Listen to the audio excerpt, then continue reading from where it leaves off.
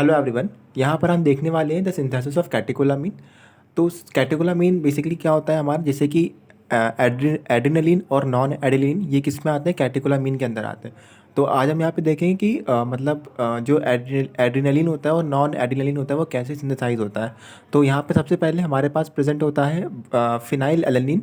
Phenyl alanine हमारे body में present होता है, ये लीवर में कन्वर्ट होता है टायरोसिन में। अब ये टायरोसिन हमारे सिंपैथेटिक जो नर्व फाइबर होते हैं वहाँ पे आता है। और ये टायरोसिन जो होता है वो एल डोपा में कन्वर्ट होता है। जब टायरोसिन एल डोपा में कन्वर्ट होता है तो वो किसके प्रेजेंस में कन्वर्ट होता है, टायरोसिन हाइड्रोक्सिलेज के प्रेजेंस में कन्वर्ट होता है। अब ये जो एल डोपा है ये हमारा डोपामीन में कन्वर्ट होगा। डोपामीन में कन्वर्ट होगा तो इसके लिए यहाँ पर आपको चाहिए डोपामीन डिकार्बोक्सिलेज चाहिए। डोपामीन डिकार्बोक्सिलेज क्या करता है, एल डोपा को डोपामीन में कन्वर्ट कर देता है। अब ये डोपामीन क्या होगा, यहाँ पे एक वेसल फॉर्मेशन होगी, डोपामीन उस वेसल्स के अंदर स्टोर होगा। और जब डोपामीन वेसल्स के अंदर स्टोर हो जाता है तो फर्दर डोपामीन जो होता है वो नॉर एड्रेनलिन, एन यहाँ पे लिखा हुआ है और एन का मतलब होता है नॉर एड्रेनलिन, नॉन एड्रेनलिन में चेंज होता है। मतलब कि जो डोपामीन है जो वेसल्स में स्टोर हुआ है वो चेंज होता है एन में, एन मतलब नॉन एड्रेनलिन, और किसके प्रेजेंस में, डोपामीन हाइड्रोक्सिलेज के प्रेजेंस में चेंज होता है, नॉन एडिनिन। अब नॉन एडिनिन जो होता है वो हमारा जब जो वेसल्स होती है नर्व की एंड में आती है, और नर्व की एंड में आने के बाद जो नॉन एडिनिन होता है वो रिलीज़ होता है नर्व एंड के पास। अब ये क्या होगा, एन जो होगा मतलब नॉन एडिनिन, ये रिलीज़ हो जाएगा। और रिलीज़ होने के बाद में ये अपने अपने रिसेप्टर पे जाके बाइंड करेगा। जैसे कि नीचे आप देख पा रहे हैं अल्फा रिसेप्टर और बीटा रिसेप्टर दिया हुआ है। तो यहाँ पे जो एन होगा वो आपका मतलब अल्फा और बीटा रिसेप्टर से जाके बाइंड होगा। अब जो रेस्ट अमाउंट ऑफ एन है, जो मतलब जो बच गया है, इतना बाइंड नहीं हुआ है हमारा नॉन एडेलिन, जो बचा हुआ नॉन एडेलिन है जो कि बाइंड नहीं हुआ है, वो आपका रिएक्ट कर जाए किसके साथ में, कोमेट के साथ में, COMT। COMT का फुल फॉर्म यहाँ पर क्या होता है, कैटिकॉल ओ मेथाइल ट्रांसफेरेज। कैटिकॉल ओ मेथाइल ट्रांसफेरेज क्या करेगा, एन मतलब नॉन एडेलिन को डिग्रेड कर देगा। और कौन सा एंजाइम, वो बेसिकली यहाँ पे दो एंजाइम होते हैं, कैटिकॉल ओ मेथाइल ट्रांसफेरेज और मोनो अमीनो ऑक्सीडेज।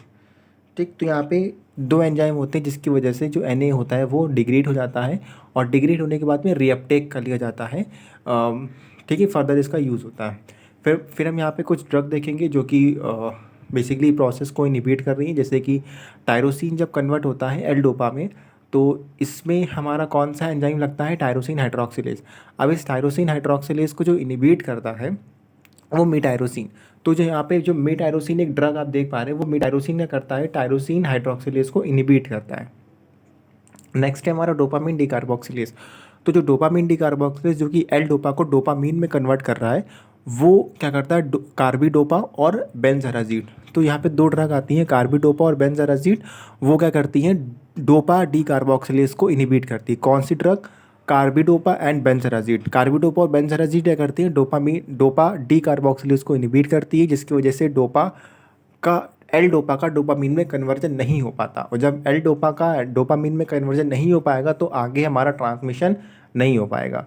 ठीक है, तो ये बेसिकली कार्बिडोपा और बेंजराजीड क्या करती हैं, इनहिबिशन को रोक देती हैं, मतलब जो आगे की ओर ट्रांसमिशन को ये रोक देती हैं। फिर हम बात करेंगे जब यहाँ पे DA मतलब डोपामीन और Na मतलब नॉन एड्रेनलिन, जब ये कन्वर्ट होता है DA से Na में, तो यहाँ पर एक एंजाइम लगता है डोपामीन हाइड्रोक्सिलेज। तो डोपामीन हाइड्रोक्सिलेज को कौन इनहिबिट करता है, डाइसल्फिराम। तो डाइसल्फिराम कैटेगरी की कुछ ड्रग्स होती हैं जो क्या करती हैं, डोपामीन को हाइड्रोक्सिलेज मतलब डोपामीन हाइड्रोक्सिलेज को इनहिबिट करती है। और जब डोपामीन हाइड्रोक्सिलेज इनहिबिट हो जाता है तो हमारा DA से Na नहीं कन्वर्ट होता है। ठीक है, फिर एक नई ड्रग आती है मतलब रिलीज को। ठीक है, यहाँ पे ग्यूनेन थेडीन और बेरिटेलियम। तो यहाँ पे दो ड्रग ऐसी हैं जो ये क्या करती हैं, ये रिएप्टेक को इनहिबिट करती हैं। मतलब यहाँ पे ग्वानिथिडियम अगर हम देंगे किसी पेशेंट को तो उसकी जो नर्व एंड से जो Na है वो हमारा रिलीज़ नहीं हो पाएगा। ठीक है, नेक्स्ट हमारी ड्रग आती है रीअपटेक को। रीअपटेक को कौन इनहिबिट करता है, कोकेन या फिर TCA मतलब ट्राईसाइक्लिक एंटी डिप्रेशन कैटेगरी कुछ ड्रग होती हैं, ये क्या करती हैं, रीअपटेक को इनहिबिट करती हैं।